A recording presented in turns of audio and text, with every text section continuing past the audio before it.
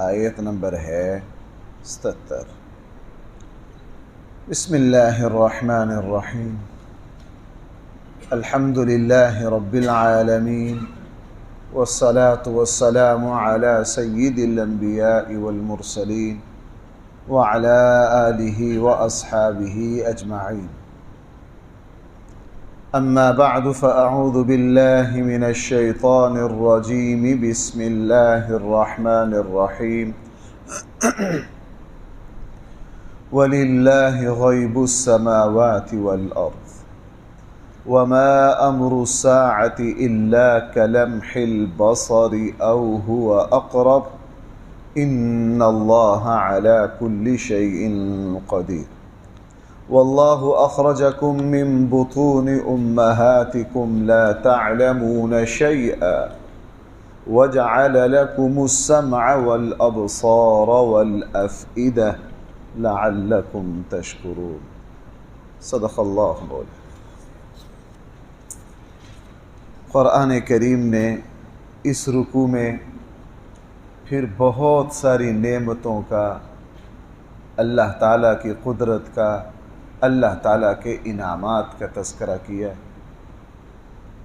سب سے پہلے فرمایا وَلِلَّهِ غَيْبُ السَّمَاوَاتِ وَالْأَرْضِ، زمین و آسمان کا غیب صرف اللہ کے لیے۔ غیب کسے کہتے ہیں؟ غیب اسے کہا جاتا ہے جس کو انسان اپنی عقل، اپنی آنکھ، اپنے کان، اپنے حواس خمسہ ظاہرہ کے ذریعے، اپنے علم اور عقل کے ذریعے معلوم نہ کر سکے، اسے کیا کہا جاتا ہے؟ اسے غیب کہا جاتا ہے۔ اللہ تعالی غیب کے تمام رازوں کو جانتے ہیں۔ میں یوں کہہ سکتا ہوں کہ ہماری عقل، ہماری حواس، ہماری آنکھیں جن چیزوں کو نہیں جان اور دے سکتی، اللہ تعالیٰ ان سب کو بھائی کیا کرتے ہیں، اور یہ بھی اسی ذات کو جس کو غیب کا علم ہو، وہی ذات اس بات کا حق رکھتی ہے کہ وہی اس کائنات کے خالق و مالک ہو۔ قرآن نے بہت ساری جگہ کہا ان اللہ یعلم غیب السماوات والارض، زمین و آسمان کے غیب کو صرف بھائی کون جانتا ہے؟ اور اللہ تعالیٰ نے غیب یہ انبیاء علیہم السلام کو بھی عطا نہیں فرمایا۔ ہاں، نبیوں کو غیب کی خبریں بہت بتائیں بھائی، نبیوں کو غیب کی خبریں، رسول اللہ صلی اللہ علیہ وسلم نے بہت زیادہ غیب کی خبریں بتائیں۔ اللہ تعالیٰ جبریل کے ذریعے بتا دیتے آئندہ یہ ہوگا، یہ ہوگا، یہ ہوگا، اور رسول اللہ صلی اللہ علیہ وسلم نے جیسا بتلایا 100% ویسا ہی ہوا۔ حدیث جبریل ہے، تقریباً حدیث کی ہر کتاب میں ہے۔ جب حضرت جبریل رسول اللہ صلی اللہ علیہ وسلم سے سوال کرنے کے لیے آئے تھے، اس میں یہ بھی پوچھا تھا کہ قیامت کب آئے گی؟ تو رسول اللہ صلی اللہ علیہ وسلم نے فرمایا تھا جس طرح آپ کو پتہ نہیں اس طرح مجھے بھی پتہ۔ سورہ لقمان کے آخر میں کیا کہا ہے؟ ان اللہ عنده علم الساعہ وینزل الغیث ویعلم ما فی الارحام وما تدری نفس ماذا تکسب غدا وما تدری نفس بأی ارض تموت، کہ کس کی کہاں موت آنی ہے، بارش کب برسنی ہے، کس کے مقدر کا رزق کیا ہے، بھائی یہ سارا کا سارا کون جانتا ہے؟ اس لیے قرآن کریم نے یہاں فرمایا وَلِلَّهِ غَيْبُ السَّمَاوَاتِ وَالْأَرْضِ، زمین و آسمان کا غیب صرف اور صرف اللہ جانتا ہے۔ وَمَا أَمْرُ السَّاعَةِ، اس کی غیب کی ایک قسم بھی بیان کر دی۔ وَمَا أَمْرُ السَّاعَةِ، نہیں ہے قیامت کا معاملہ، إِلَّا كَلَمْحِ الْبَصَرِ، مگر آنکھ جھپکنے کی بقدر، او ہوا اقرب، یا اس سے بھی زیادہ قریب۔ لوگوں، قیامت کا جو مرحلہ لمحہ آئے گا نا، وہ اتنا اچانک آئے گا جتنا تم آنکھ جھپکتے ہو۔ بھائی ہم 1 منٹ میں کتنی 100 مرتبہ جھپک لیتے ہیں، کوئی پتہ ہی نہیں۔ قیامت کا لمحہ اتنا اچانک آئے گا، جیسے رسول اللہ صلی اللہ علیہ وسلم نے فرمایا نا کہ ایک آدمی اپنی دکان پر بیٹھا، کپڑا بیچ رہا ہوگا، وہ یہ کپڑا پھیلائے گا گاہک کو دکھانے کے لیے، اس کو سمیٹنے کا موقع نہیں ملے گا۔ رسول اللہ صلی اللہ علیہ وسلم نے فرمایا ایک شخص اپنی اونٹنی کا دودھ دوہنے کے لیے بیٹھے گا اور اس کو وہاں سے اٹھنے کا، دودھ نکالنے کا موقع نہیں، اور اس کی ایسی کیفیت قرآن نے سورہ حج کی جو پہلی آیت ہے نا، ان زلزلۃ الساعۃ شیء عظیم، لوگوں یہ قیامت کا زلزلہ بہت بھاری ہے، اور دوسری جگہ فرمایا اذا زلزلت الارض زلزالها، زمین کو جھنجھوڑ دیا جائے گا، اور سورہ حج میں فرمایا وَتَرَى النَّاسَ سُكَارَى وَمَا هُمْ بِسُكَارَى، آپ دیکھو گے جیسے لوگ نشے میں ہیں، حالانکہ نشے میں یعنی اچانک جب آفت آتی ہے نا، آپ نے دیکھا کہ انسان کے حواس کام کرنا چھوڑ جاتے ہیں۔ ہمارے اردو میں کہا جاتا ہے یار فلاں حواس باختہ ہو گیا، کیا کہا جاتا ہے؟ فلاں حواس باختہ ہو گیا، پنجابی کہتے ہیں فلانا بوندل گیا، انہوں پتہ ہی نہیں۔ تو ایسے حواس باختہ کیفیت قرآن فرما رہا ہے وَمَا أَمْرُ السَّاعَةِ، نہیں ہے قیامت کا معاملہ إِلَّا كَلَمْحِ الْبَصَرِ، مگر آنکھ جھپکنے کی بقدر، او ہوا اقرب، یا اس سے بھی زیادہ قریب، ان اللہ علی کل شیء قدیر، یقیناً اللہ تعالی ہر چیز پر قادر ہے۔ آگے پھر انعامات کا سلسلہ شروع کر دیا، واللہ اخرجکم من بطون امہاتکم۔ بھائی اس آیت کو پڑھ کے ہم سب کو اپنی اپنی اوقات کا پتہ ہونا چاہیے۔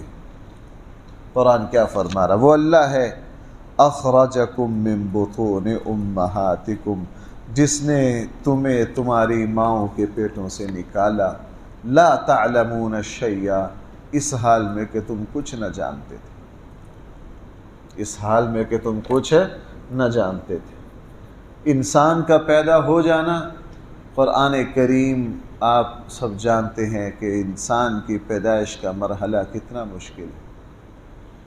سورہ عبس میں قرآن نے اس کو اس سے زیادہ فرمایا، من ای شیء خلقہ، تمہیں پتہ ہم نے تمہیں کس چیز سے پیدا کیا؟ من نطفہ خلقہ فقدرہ، ہم نے تمہیں انسانی مادہ سے پیدا کیا۔ خلقہ فقدرہ، جناب اگر ہم اس کو ٹھہرنے کی اجازت نہ دیں تو تم میں سے کوئی ٹھہرا نہیں سکتا، اگر ہم حمل کی اجازت نہ دیں۔ ثم السبیل یسرا، پھر ہم دنیا میں آنے کے تمہاری ساری راہیں، تمہارے پیدائش کے معاملات اور مراحل کو آسان کرتے ہیں۔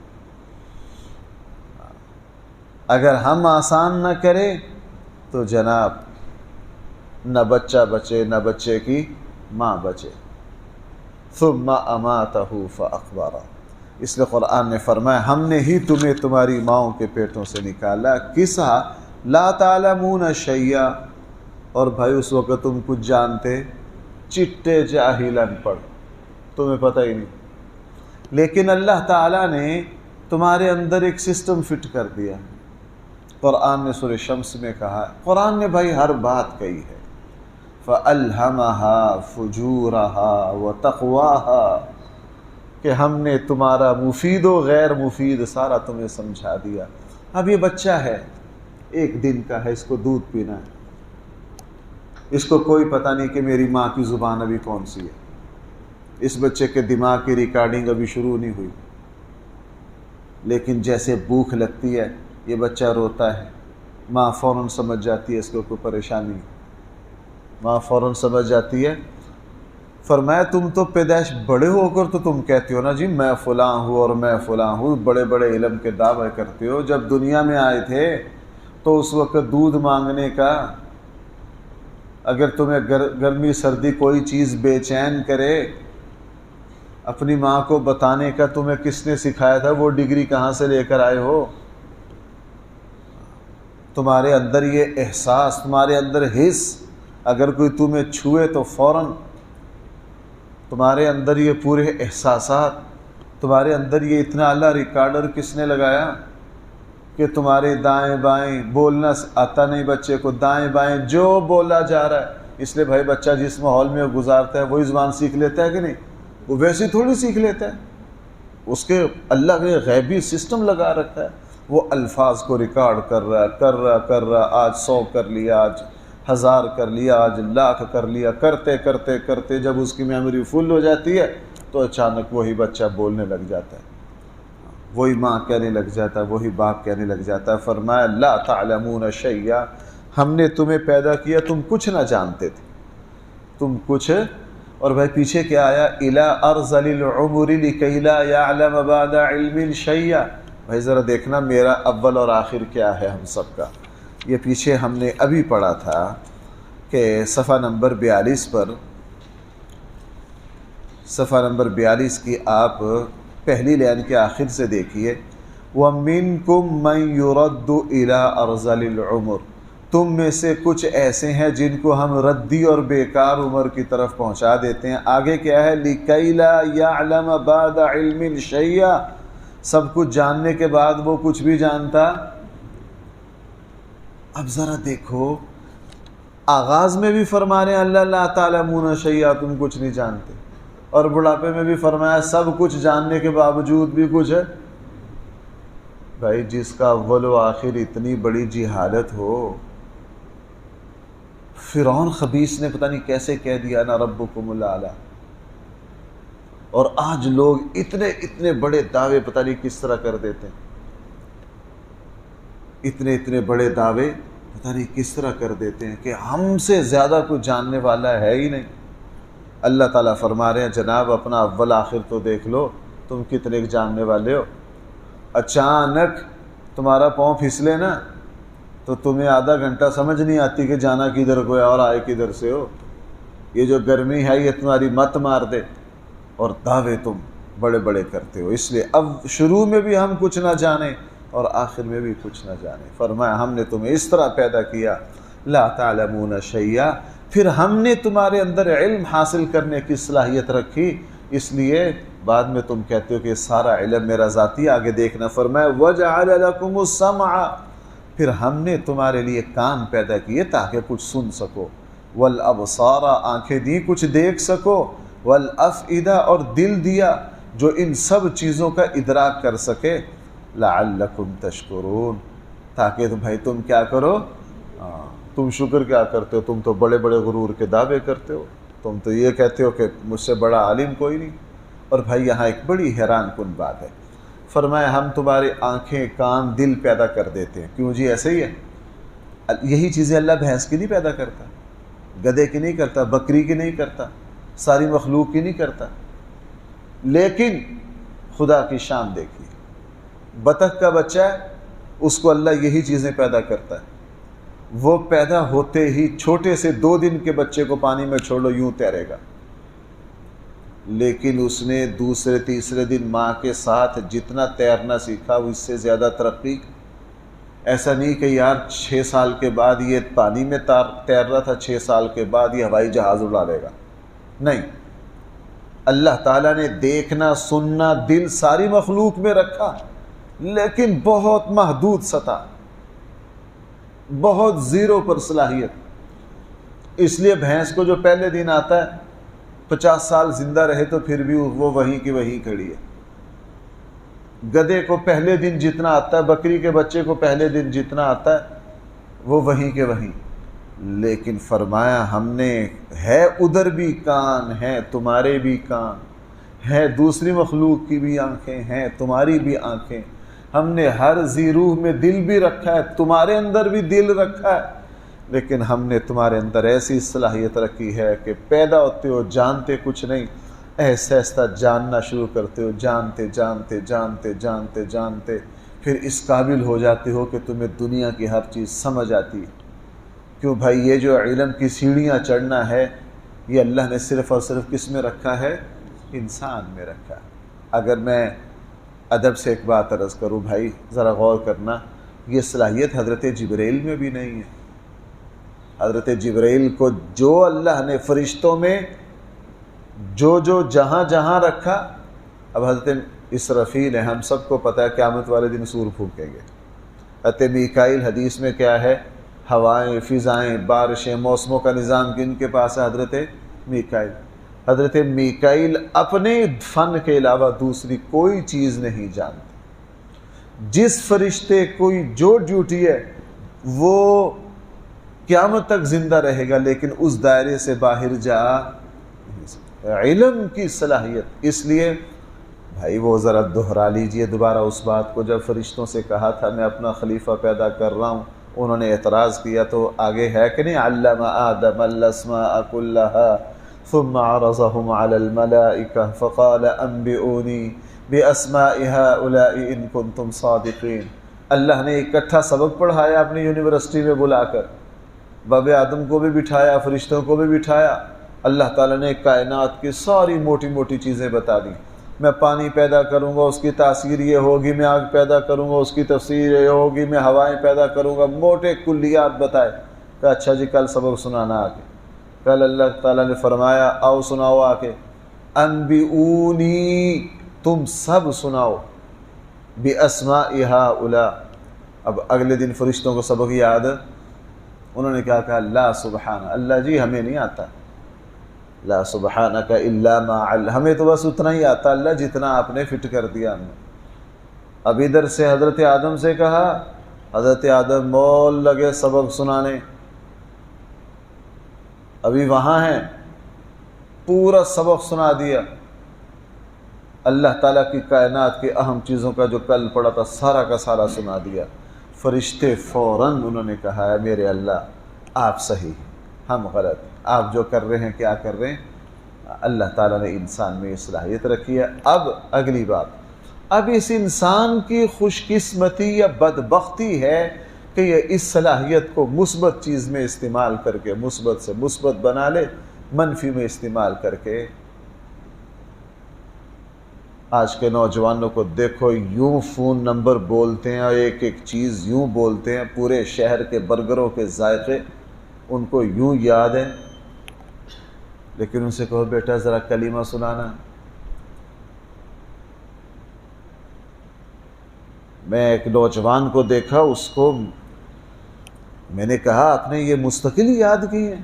اس نے کہا نہیں جی، ایس کریم ہے پتہ نہیں اس کے کتنے ذائقے، یوں سناتے ہیں فر فر فر فر فر فر فر۔ بیٹا سجدے میں کیا پڑھتے؟ کوئی پتہ نہیں۔ اللہ نے صلاحیت بڑی دی ہے، اس کو یا مثبت چلا لو بھائی، یا کیا کر لو، یا منفی چلا لو۔ اللہ تعالیٰ نے صلاحیت دی ہے، اس لیے قرآن کریم نے ارشاد فرمایا وَجَعَلَ لَكُمُ السَّمْعَ، ہم نے تمہارے لیے کان، آنکھیں، افئدہ، دل پیدا کیا۔ مقصد کیا ہے؟ لَعَلَّكُمْ تَشْكُرُونَ، تاکہ تم کیا کرو؟ اس کے شکر گزار بندے کرو۔ شیطان کو جتنی صلاحیت دی ہے اللہ نے کسی کو کم دی ہے، لیکن دیکھیے شیطان نے اپنی صلاحیتوں، اس وقت انسان اکثر اپنی صلاحیتیں منفی جگہ لگاتا ہے۔ یہ کہاں لگاتا ہے؟ منفی جگہ لگاتا ہے۔ اگر مثبت جگہ لگا دے تو انسان پتہ نہیں، جیسے مولانا روم نے فرمایا نا، مثنوی میں مثال دی ہے، فرمایا تیری زندگی کی جو مثال ہے بھئی برف کی طرح ہے۔ برف جناب کبھی نہیں انتظار کرتی کہ میرا کوئی سکنجوی بنائے یا شربت بنائے، اس نے پگھلنا ہے۔ اس نے کہا مجھ سے کام لینا ہے لے لو، نہیں لینا تو ہم تو پگھل جا رہے ہیں۔ فرمایا یہی تمہاری زندگی ہے، اس نے برف کی طرح پگھلنا ہے۔ جنہوں نے استعمال کیا انہوں نے ایسے ایسے کارنامے انجام دے دیے دین اور دنیا کے اعتبار سے، جنہوں نے نہیں استعمال کیا انہوں نے ایک جگہ بیٹھ کر اپنی زندگی کو وہی کیا کر دیا؟ برباد کر دیا۔ اس لیے یہ جو آخری جملہ ہے لعلکم تشکرون، اس کو ہر وقت مد نظر رکھیں۔ ہر وقت مجھے اور آپ کو جو اللہ نے فہم اور شعور دیا ہے، اے اللہ تیرا انعام، تیرا انعام۔ وگرنہ انسانوں میں ایسے لوگ موجود ہیں بھائی دیکھنے سے جانور لگتے ہیں، ان بیچاروں کو کسی چیز کا کوئی پتہ نہیں، بس ان کو یہ پتہ ہے کہ صبح کو اٹھ کے شام کو پیسے کما کے لانے۔ یہ جو اللہ تعالیٰ نے دیکھو، یہ جو کہتے ہیں نا معرفت اللہ سب سے بڑی نعمت ہے۔ بھائی ذرا آخری بات ہے، میں کیا بات عرض کر رہا ہوں، معرفت اللہ سب سے بڑی نعمت ہے۔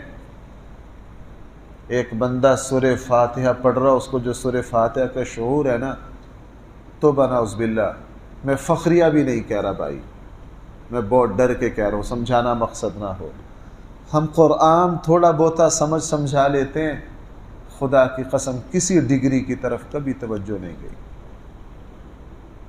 آپ حضرات اللہ کی کتاب سمجھ لیتے ہیں، آپ کی دنیا کی کسی ڈگری کی طرف توجہ نہ جائے۔ جو اللہ کی کتاب کو سمجھا لیتا ہے اس سے بڑا خوش نصیب کوئی نہیں۔ جس کو اپنے اللہ کی معرفت، جس کو ایمان کی حقیقتیں، جس کو تقوی کے منازل مل گئے، اس سے بڑا کوئی خوش نصیب ہو نہیں سکتا، لیکن اس کا اندازہ مرنے کے بعد ہوگا۔ اللہ تعالی ہم سب کو صحیح فہم عطا فرمائے۔ الحمدللہ رب العالمین، والصلاة والسلام على سید الانبیاء والمرسلین وعلى آلہ واصحابہ اجمعین۔ ربنا آتنا في الدنيا حسنة وفي الآخرة حسنة وقنا عذاب النار۔ ربنا ظلمنا أنفسنا وإن لم تغفر لنا وترحمنا لنكونن من الخاسرين۔ صلى الله تعالى على خير خلقه سيدنا ومولانا محمد وآله وأصحابه